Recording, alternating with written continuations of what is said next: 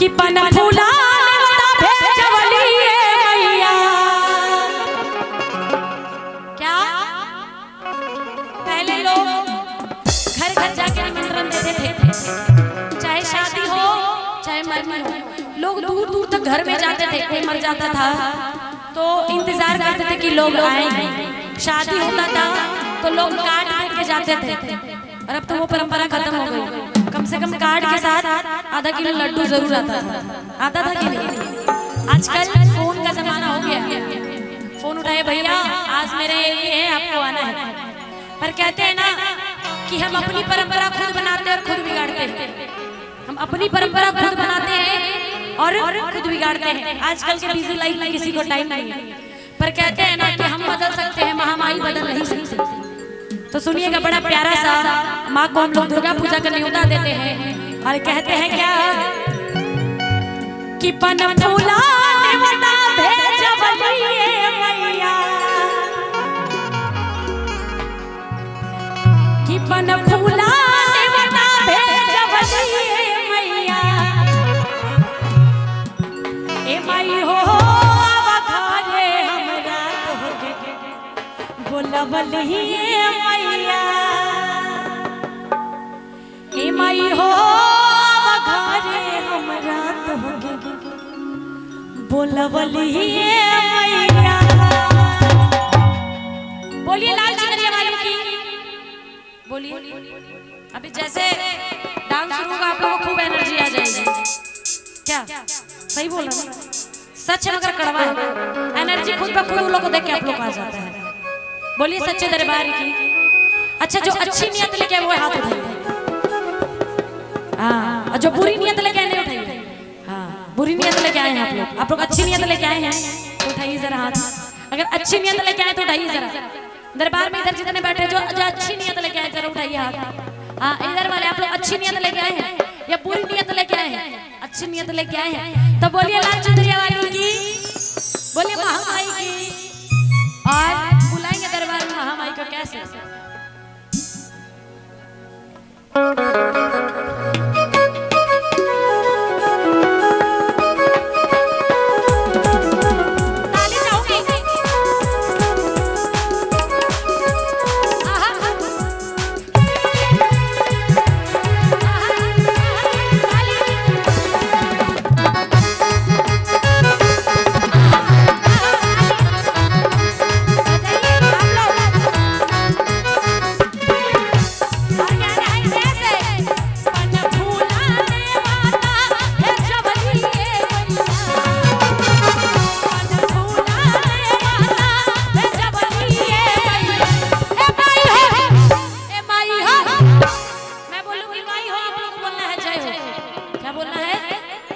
क्या बोलना है?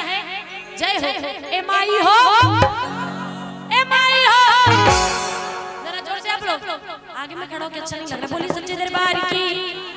ए माई हो, ए माई हो, ए माई हो।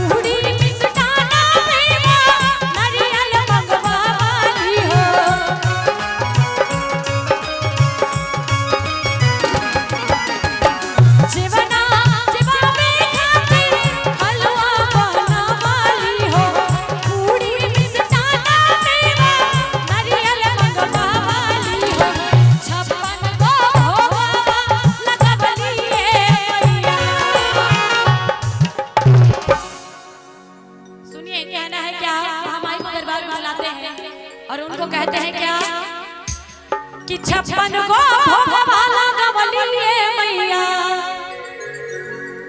छप्पन गो भोगवा लगवलिए मैया। ए माई हो, ए माई हो, ए माई हो, ए माई हो,